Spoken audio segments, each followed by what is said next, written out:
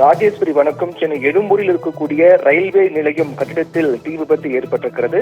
இந்த தீ விபத்து ஏற்பட்ட உடனடியாக தகவல் தெரிவிக்கப்பட்டதை அடுத்து உடனடியாக சென்னை வேப்பேரி மற்றும் எழும்பூரிலிருந்து வந்த தீயணைப்பு வாகனம் 3 வாகனங்கள் வந்த 20க்கும் மேற்பட்ட தீயணைப்பு வீரர்கள் இந்த தீயை அணைக்கக்கூடிய பணியில் தீவிரமாக ஈடுபட்டு வருகிறார்கள். முதற்கட்டமாக இந்த தீ விபத்துக்கான காரணம் என்பது இந்த ரயில்வே நிலையத்தில் இருக்கக்கூடிய அந்த கட்டிடத்தில் டிக்கெட் பரிசோதகர்கள் மற்றும் ரயில்வே ஊழியர்கள் இருக்கக்கூடிய அறையில் இருக்கக்கூடிய ஏசியில் ஏற்பட்ட மின்கசிவு காரணமாக இந்த தீ விபத்து ஏற்பட்டிருக்கலாம் என்று முதற்கட்ட தகவல் வெளியாக இருக்கிறது.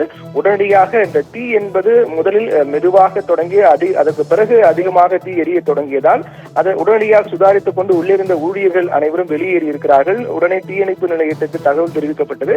இதனால் பெரிய அளவிலான உயிர் சேதம் என்பது எதுவும் ஏற்படவிட்டாலும் கூட இந்த தீ விபத்து என்பது அந்த பகுதியில் மிகப்பெரிய ஒரு பரபரப்பு ஏற்படுகிறது. என்றால் ரயில்வே எழும்பூர் ரயில்வே நிலையம் என்பது ஒரு பிரதான ரயில்வே நிலையமாக பார்க்கப்படுகிறது. அங்கிருந்து சென்னை கடற்கரையிலிருந்து செங்கல்பட்டு வரை செல்லக்கூடிய புறநகர் ரயிலாக இருக்கட்டும், அதே போன்று எக்ஸ்பிரஸ் ரயில் உள்ளிட்ட பல்வேறு ரயில்கள் அங்கிருந்துதான் புறப்பட்டு செல்கின்றன.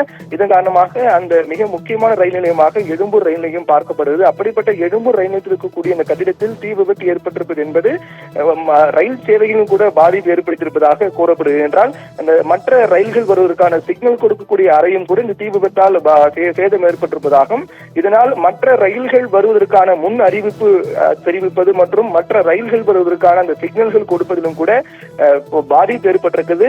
இதனால் ரயில் சேவையிலும் கூட சற்று பாதிப்பு ஏற்பட்டிருப்பதாக கூட கூறப்படுகிறது.